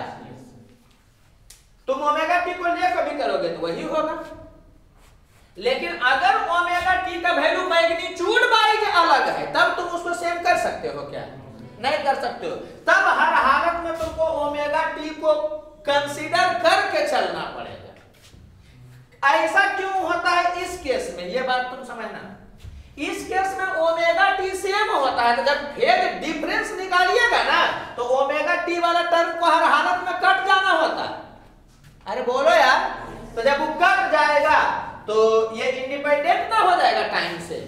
लेकिन अगर जो ओमेगा सेम नहीं है तब फेज डिफरेंस टाइम पर डिपेंड करने लगता है। देखो अभी बोलने का हमारा पूरा इच्छा नहीं हो रहा है इस पर, रीजन इस पर पूरा आगे 1-2 को क्लासेस चलता है जब बीट पढ़ाया जाता है, उस सिचुएशन में माने बताया जाता है बच्चा को कि सुपर पोजिशन, तो 2 केस, एक केस में ओमेगा सेम, एक केस में ओमेगा अलग, तो ओमेगा अलग होगा, समझ आ रहा है कि नहीं, तो उसको तो पूरा विस्तार से पढ़ेंगे ही, लेकिन बात निकल गया तो हम बता दिए, ऐसे एसएम में बताया जाता है कि ये ऐसा कहानी होता है। जब फ्रीक्वेंसी सेम रहेगा या ओमेगा सेम रहेगा तब उसको बोला जाता है कोहेरेंट सोर्स, ठीक है, आगे हम लोग और उसको विस्तार से चर्चा करेंगे। तो कोहेरेंट सोर्स का मतलब ये होता है क्या ना कि फेज डिफरेंस टाइम पर नहीं डिपेंड कर रहा, किसी भी टाइम में तुम देखोगे तो फेज डिफरेंस इतना ही आएगा। लेकिन अगर ओमेगा अलग अलग हो गया तो वो इनकोहेरेंट सोर्स होता है जिसमें फेज डिफरेंस टाइम पर डिपेंड करने लगता है। तो ये वाला जो आया वो इस टाइम पर आया है, अगर तुम टाइम को बदलोगे तो फेज डिफरेंस बदल जाएगा, टाइम को बदलोगे फेज डिफरेंस बदल जाएगा। लेकिन अगर ओमेगा सेम रहेगा तो तुम टाइम बदलते रहोगे, फेज डिफरेंस कांस्टेंट रहेगा। तो ये सब पूरा आगे चर्चा करेंगे हम, बोलो यार, पता नहीं कैसे कैसे बात निकल गया, समझ में आ रहा है ना क्या बोल रहे हैं। इसीलिए तुम देखोगे कि इसमें ये बात किया गया है कि किस टाइम में फेज डिफरेंस बताओ, नहीं, अगर जो टाइम दे भी देगा तुम समझ रहे हो, तुमको बेवकूफ बनाने के लिए वो दिया है। अगर ओमेगा सेम है, इस वेव के केस में तो क्या है कि के भी सेम होना चाहिए, एसएम वाला में क्या होता है कि खाली ओमेगा सेम होने से काम चल जाता है, यहां पर के भी सेम होना चाहिए, ठीक है। तो ओमेगा और के अगर सेम है तब किसी भी टाइम में तुम फेज डिफरेंस कैलकुलेट करोगे तो उतना ही आएगा, इसलिए टाइम दिया ही नहीं जाता है। अरे बोलो यार, समझ में आ रहा है कि नहीं। और अगर जो ओमेगा अलग होगा, के अलग होगा वेव में भी चाहे एसएम में भी, तो वो टाइम पर डिपेंड करेगा, तब हर हालत में वो टाइम बताएगा। और ज्यादा बताने का नहीं मन रहता है तो बोल देता है एट इनिशियल टाइम। लेकिन एक तरह समझ में आया कि टाइम बोलिए ना दिया जी वो कि t = 0 पर करो, नहीं बात पहुंचा। ठीक है, तभी बताने वाले कुछ और थे लेकिन ये बात निकल गया। समझ में आ रहा है? एक एग्जांपल और कर लो ताकि मन थोड़ा सा लग जाए। क्या याद करोगे जो बताया गया उससे? अगर ओमेगा सेम होगा, वेव में ओमेगा के के बारे में बात करेंगे, तो वो वाला कोहेरेंट सोर्स कहलाता है। वो आगे और बोलेंगे हम इस पर। और उसमें फेज डिफरेंस टाइम पर डिपेंड नहीं करेगा। तो वो कोई टाइम दे दिया, समझो बेवकूफ बनाने के लिए तुमको दिया है, समझ आया कि नहीं? और इस ढंग के क्वेश्चन में बिना टाइम दिए नहीं पूछ सकता है। क्यों? क्योंकि उसमें अलग अलग टाइम में अलग अलग है। तो बिना टाइम में दे ले पूछ कैसे देगा? इसमें क्या है कि हर टाइम में वही है, चाहे तुम कोई टाइम लो, देख रहे हो ओमेगा टी कट जाता है, तो इसमें टाइम देने का जरूरत ही नहीं है। या बोल भी दिया तो बिना सोच ले जो कि बनाएंगे, नहीं समझ में आया। ऐसे का कोई इक्वेशन बोलो तुम, चलो ऐसा दिया बताओ तो इसमें फेज डिफरेंस पूछने का हक उसको है कि नहीं बिना टाइम बताए हुए? नहीं है। क्यों? क्योंकि ओमेगा अलग अलग है, तो अलग अलग टाइम में अलग अलग आएगा, तो उसको बताना ना पड़ेगा किस टाइम में। बोलो यार। तो ये समझ में आ रहा होगा कि फाई के वैल्यू डायरेक्ट ऐसे पूछ देगा, तो ये समझ में आया कि ये वाला क्या हो जाएगा? रॉन्ग क्वेश्चन हो जाएगा। बोलो यार। इसमें भी रॉन्ग को समझ आएगा? नहीं समझ रहे हो? तो इसमें तुमसे मान लिया कुछ भी पूछ दिया, फाई का value phi at t = π/8 second, ठीक है? तो डील कर लीजिएगा, कुछ नहीं करना है। सहारा तो हमेशा एक ही का लेना है ना, और दूसरा कौन सहारा देगी? तो इसमें क्या करोगे? तो टाइम का वैल्यू पुट कर दोगे, तो टाइम का वैल्यू यहाँ पर पुट करो तो यहाँ हो गया π/4 माइनस π/4, तो 0, तो cos के अंदर में 0 है। ये वाला क्या है? +20 cos, तो cos के तरफ है, इधर उधर नहीं भागेगा, तो यहीं पर होगा। बोलो यार। और इसका वैल्यू कितना होगा? तो t का वैल्यू यहाँ पुट कर दो, तो यहाँ पर क्या होगा? π/8 पुट करोगे तो आ गया π/2, बोले तो 90 डिग्री माइनस 60 डिग्री, तो 30 डिग्री आ गया, तो +30 डिग्री आया। अरे बोलो यार। तो माइनस साइन से +30 डिग्री, तो इस डायरेक्शन में अगर यहाँ पर -30 डिग्री आता तो माइनस साइन से -30 डिग्री, नहीं समझ में आ रहा है? तो यहाँ पर ऐसे हो जाएगा, उसका वैल्यू कितना है? 10, और ये कितना हो गया? 30 डिग्री हो गया। देख लीजिए कितना हो गया? 120 डिग्री। क्या कंक्लूजन निकाले कि जब ओमेगा बदलता है तो हमेशा यही आता है? यह एकमात्र संयोग है, इसका वास्तविकता से कोई संबंध नहीं है। अगर तो संबंध होगा तो उसे एक संयोग माना जाएगा। कोई दिक्कत लग रहा है क्या? क्वेश्चन दे सकता है इसमें, कुछ वैसा नहीं कि नहीं दे सकता। अच्छा, इसमें यह भी पूछ सकता है कि t टाइम में बताओ फेज डिफरेंस कितना होगा। तो t टाइम में बोलेगा तो t का डाटा नहीं ना दिया जी, तब आप क्या करिएगा कि इसको एक एंगल मान लीजिएगा। अरे बोलो यार। तो कैसे बताते? t टाइम में अगर बात करता तो t टाइम में बात नहीं करेगा, वो t का डाटा दे देगा। t का डाटा देगा, तुम t को पहले पुट करके कहीं एंगल बात देख लेना, फेजर लगा देना। और t टाइम में पूछेगा तब भी तुम्हारे पास दूसरा तो कोई है ही नहीं, यही है सहारा। क्या होगा बताओ तो +20 cos, तो प्लस cos ऐसे है। अब इसको एक एंगल मान लो, तो नहीं लगेगा कि इसके आगे में प्लस छुपा हुआ है, इसको पकड़ लो नहीं से। अरे अंदर में प्लस माइनस कुछ होगा, उसको कुल बुलाने दो, तुम इसको पकड़ लो। तो इसको ऐसा पकड़ लिए तब तो उसके आगे प्लस नहीं दिखाई देगा तुमको जी। हो सकता है कि बाद में माइनस आ जाए। अरे बोलो यार। लेकिन अभी तो प्लस दिखाई देगा ना जी, तो इसका मतलब किधर घूमेगा बताओ तो? समझ में आया? और बोलो। तो तो ये वाला कितना हो जाएगा 2t माइनस पाई बाई 4। कोई दिक्कत लग रहा है? और इसको देखोगे तो माइनस साइन इस डायरेक्शन में, और फिर इसको भी पकड़ लो तो पकड़ लिए हो तो उसके आगे तो प्लस ना माना जाएगा। अगर माइनस का मत खुद में खुद हुआ जाएगा तो कितना हो जाएगा इस डायरेक्शन में जाएगा ना। ये वाला एंगल कितना हो जाएगा 4t माइनस पाई बाई 3। तो अब क्या होगा कि 90 में से इसको घटा दोगे तो ये निकल जाएगा, इस दोनों को जोड़ दोगे तो फेज डिफरेंस जो निकलेगा ना वो t के टर्म में आएगा। तुम देखोगे कि t के टर्म में आया। तुम घर में करके देखना 90 डिग्री में से इसको घटाओगे तो ये वाला एंगल आएगा ना जी, और इसको तुम जोड़ के देखना तो वो t के टर्म में आएगा। अब उस t में तुम क्या करोगे कि इतना मारोगे ना तो देखोगे यही वाला आंसर आ गया है, लेकिन वो बेवकूफी ना हो जाएगा, टाइम दे देगा। तो क्या करेंगे कि पहली टाइम मार करके डाटा ला लेंगे। डाटा रहता तो आसान ना होता है बनाना जी, बोलो यार। कोई दिक्कत लग रहा है क्या? तो टी टाइम में पूछेगा तो डील कर ले।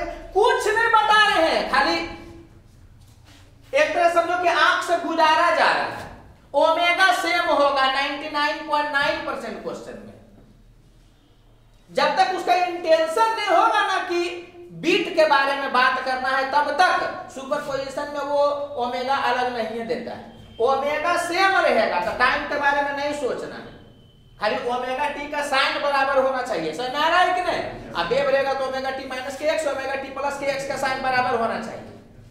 तो उसको छोड़ करके बाकी जो दूसरा पार्ट होता है उससे डील करते हैं, बोलो यार।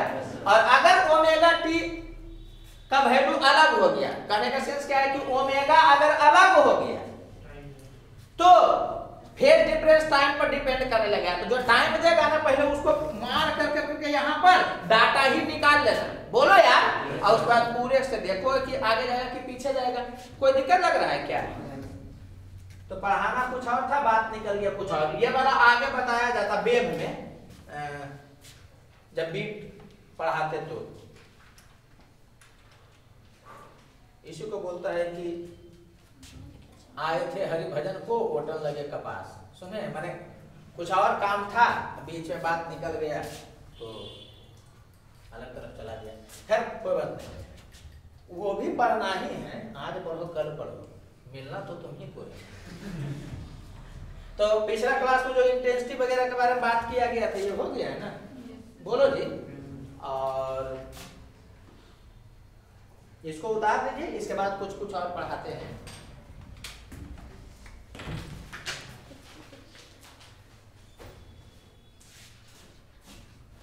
तो इंटेंसिटी से दो चीज और आप कैलकुलेट कर सकते हैं। कौन कौन?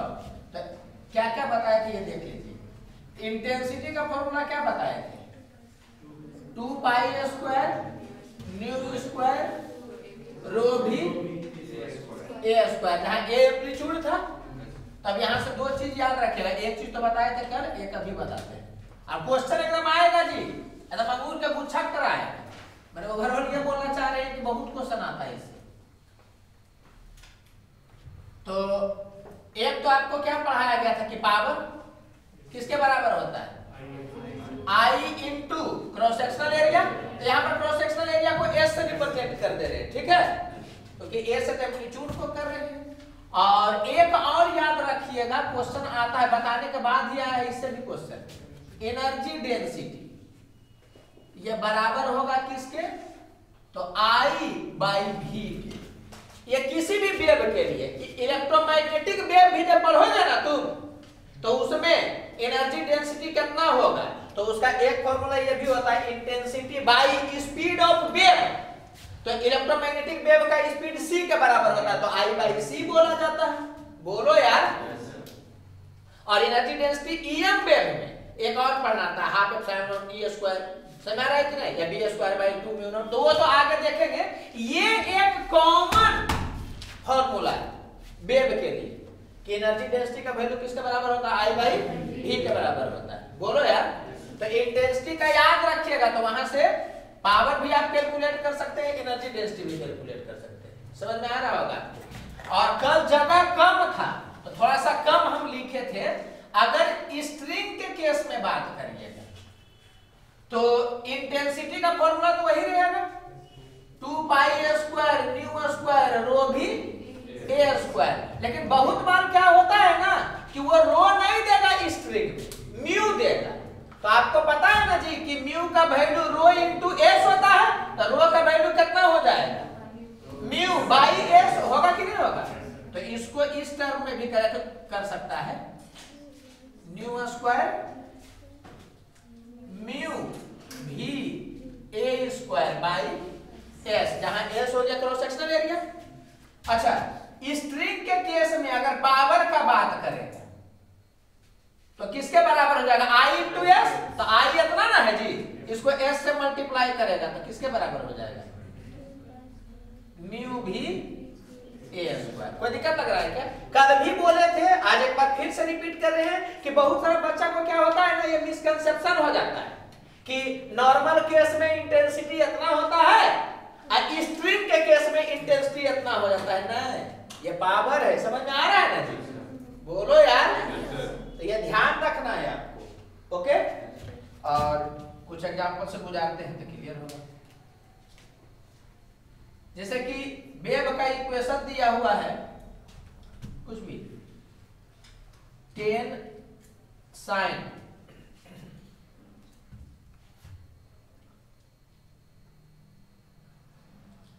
पाई टी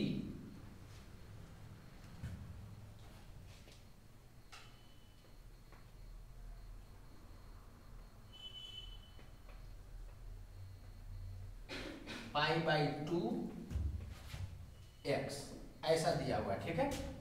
और यहाँ पे वो दिए हुए हैं कि टी जो है वो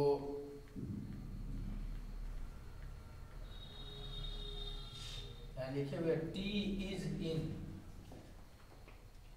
मिली second and x is in centimetre, ठीक है, ऐसा करके दे दिया है। और जिस मीडियम में ये वेव मूव कर रहा है उसका रो जो है 1000 kg पर मीटर क्यूब, ऐसा करके डाटा दे सकता है आपको, ठीक है। अब आपसे पूछ सकता है वो find intensity of wave.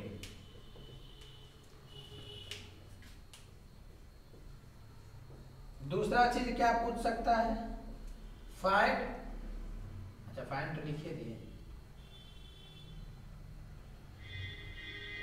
Energy density of wave. और पावर भी पूछ सकता था, अभी तत्काल ये कर रहे हैं। तो इसको डील कर लीजिए, फॉर्मूला खाली आपको याद रहना चाहिए, कंसेप्ट नहीं लगाना। तो इंटेंसिटी पूछा था, आई का वैल्यू कितना हो जाएगा, 2 pi square nu square rho भी ए स्क्वायर, यही ना होगा जी। तो हो गया 2 पाई स्क्वायर न्यू स्क्वायर। तो न्यू का वैल्यू कैसे कैलकुलेट कर लिएगा, तो ये तो हो गया ओमेगा, बोलो यार, हम मुंह चिकार के बोल दिए इससे। वहां टी क्या दिया हुआ मिली सेकेंड में, तो ये वाला होगा पाई पर मिली सेकेंड, बोलो, ऐसे ही लपेटेगा तुमको। तो ये समझ में आया कि ये वाला कितना हो जाएगा, इतना हो जाएगा। अरे ये मिली सेकेंड में है तो ये वाला हो जाएगा पाई पर मिली सेकेंड, तो नीचे में 10⁻³ तो ऊपर जाएगा ना जी। ये किसके बराबर हो जाएगा, 2 पाई न्यू के एफ के बोलोगे ना जी।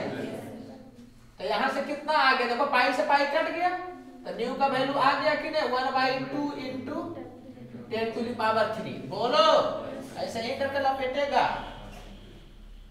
और लपेटेगी तो आप मुस्कुरा कर तुमको। तो यहाँ न्यू का वैल्यू कितना हो गया जी, 1/4 इंटू 10⁻⁶।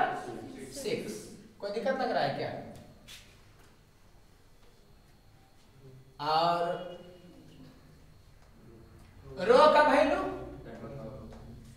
1000 और भी का वैल्यू, तो भी का वैल्यू कैसे निकालोगे, ओमेगा बाई के, तो ओमेगा कितना हो गया, फिर पाई बोले मुंह खोल करके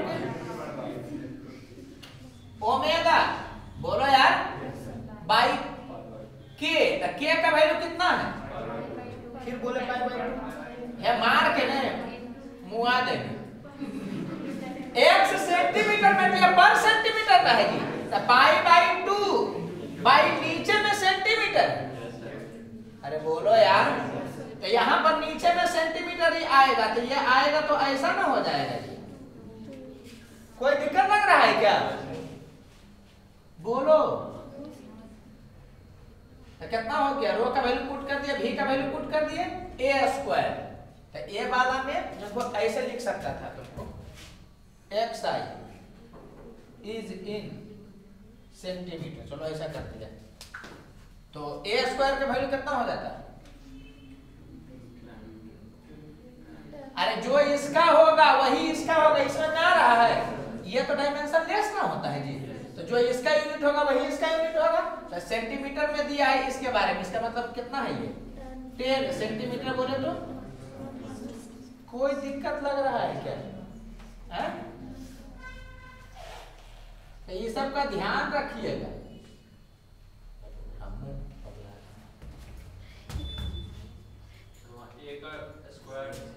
चलिए तुम बोल दिए तब लिखाएगा, चाहे रहेगा नहीं। चलिए अब कैलकुलेट करिए इसको, चलिए चलिए, तो उठ के चलने नहीं लगोगे ये समझना है। देखो 10 टू दी पावर -2 से ये कटेगा तो यहाँ 10 आएगा, 10 और 10 100। अच्छा नहीं ये तो खुलेगा ना जी, तो ये वाला जो 10 होगा उसको अभी तत्काल रहने दो 10 में, इतना हो गया। अब देख लो पाई से पाई कट गया, बोलो यार 2 से 2 कहाँ कटा, यहाँ से कर सकते हो, 2 से यहाँ पर 2 कट गया, और ये वाला 2 ऊपर चल जाएगा, और ये वाला इधर का ना पार्ट है, तो इससे ये कट जाएगा, कोई दिक्कत तो नहीं लगना चाहिए, बोलो यार। तो हो गया, अब आ जाएगा आंसर कितना हो गया, पाई स्क्वायर। याद आया कुछ दिल में फीलिंग नहीं जगता है, पाई स्क्वायर अप्रॉक्स 10 होता है ना जी, ये 10 हो गया, ये वाला हो गया कितना 10 टू दी पावर 9, ये कितना हो गया 10 टू दी पावर 10 हुआ ना जी, ये 10 टू दी पावर -1, तो ये हो जाएगा 10 टू दी पावर -2। बोलो यार, तो इसको कर लेना तुम, कितना हो जाएगा 10 टू दी पावर 9, ऐसा वैसा यूनिट पुट किए हो, तो ये वाला क्या दिक्कत लग रहा है, अरे केवल डाटा पुट करना था, जिसमें से ये ध्यान रखना कि टी के बारे में बात करेगा वो, तो ये वाला कैसे पुट करना, ये एक बार हिट करके बताया तो उसके बावजूद भी तुम गलती किए, समझो, इसका मतलब ध्यान नहीं रहता है। यहाँ पर गलती कराने का बड़ा अच्छा साइट होता है, समझ आया। अब तुम डाटा पुट करके लाते ना तो वाला ऑप्शन मैच कर जाता, जो गलती से बनाते वो भी ऑप्शन मैच कर जाता है, तो यही सब क्वेश्चन आ जाएगा, मेरे मतलब बड़ा अच्छा क्वेश्चन माना जाएगा, जबकि है क्या तुम देख लो। अब इसमें ये हम नहीं बताएंगे एनर्जी डेंसिटी ऑफ वेव कितना होगा, तो एनर्जी डेंसिटी ऑफ वेव कितना होगा बताओ तो, I/V होगा, तो इसको निकाल लिए हो, इसी में क्या करोगे v से डिवाइड कर दोगे, v का वैल्यू ऐसे ω/k में यूनिट के साथ देख करके कर लेना। अच्छा इसमें डायरेक्टिव पूछता कि एनर्जी डेंसिटी क्या होगा, तो इंटेंसिटी का ये फॉर्मूला है ना जी, तो डायरेक्टिव v को इधर फेंक करके उसको पकड़ लेते, तो 2πa² रो a² हो जाता, बात समझ में आ रहा होगा, तो वो वाला आप कर लीजिएगा, और बाकी अगर कैलकुलेशन मिस्टेक हो गया होगा तो सॉरी तो हम बोलने वाले हैं नहीं, ठीक है, तो आप देख लीजिएगा, बोलो यार समझ में आ रहा होगा। तो खाली आप फॉर्मूला याद रखिए, जहां पर गलती होता है उसको बताते हैं ना, तो उसको ध्यान रखिए कि गलती नहीं हो जाए आपसे, कोई दिक्कत नहीं ना लग